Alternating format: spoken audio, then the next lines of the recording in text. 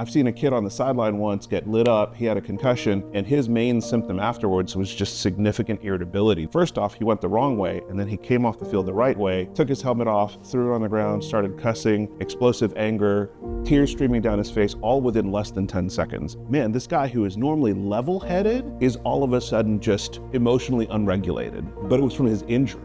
A concussion is a temporary disruption in brain function, and it's really a metabolic injury. And so much like a snow globe, where when you shake it up, you have all the snow flying around, that's very similar to the metabolic disturbance in your brain. And then as the snow starts to settle down, just like the brain recovers, your symptoms start to settle down also. It's basically a disruption of neurologic function. So if somebody gets a hit to the body, it doesn't have to be the head, but that hit to the body transmits to the head, such as in a whiplash type injury, and then they have disruption of their function, meaning they lose consciousness, or they suddenly have terrible headaches or super blurred vision. A lot of people attribute concussions to sport.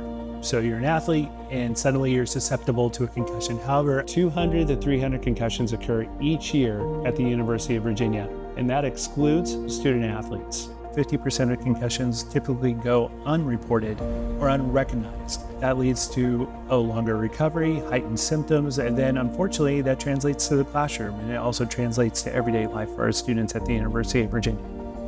Jefferson CARES is a program designed to provide the same level of care athletes receive to everybody else. When a student goes to student health for a concussion, they will be assessed, and then there will be a team of people ready to help them through a recovery process.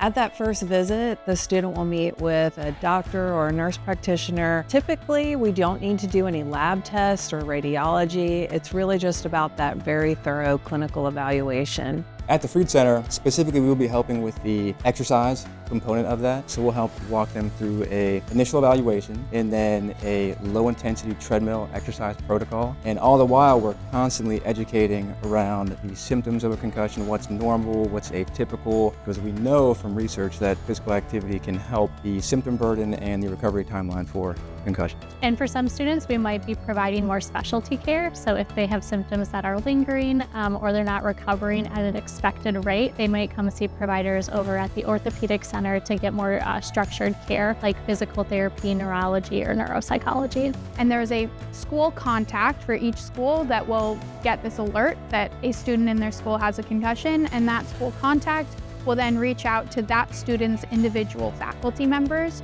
so that they know one of their students has a concussion. After about 10 days, if a student still needs some more assistance after their recovery of their concussion, and maybe they need extra time on an exam, or maybe they need printed class course material, we will work with the professors to implement those accommodations as needed. If you think you've had a concussion, come to student health. All of your clinical examinations are completely free. It is really as simple as making an appointment at student health and going and getting checked out. Then if you do have a concussion and you opt into this program, we are making it as streamlined and easy for you as possible so that you can recover and then get back to your daily life. The problem with concussion symptoms is they're somewhat vague. There was someone I saw who played an intramural sport. She was not part of the NCAA programs. She had her concussion.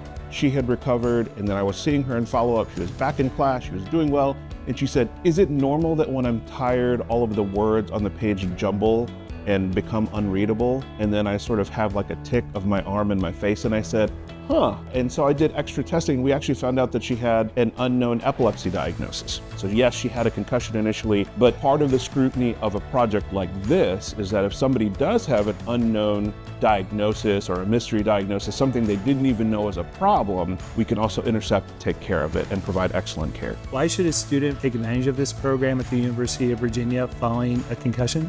Because Jefferson cares. Whether you're digging on the court, whether you're digging on planets, whether you study Sartre, Camus, Hut Hut, Blue 42, mathlete or athlete, Jefferson cares for you.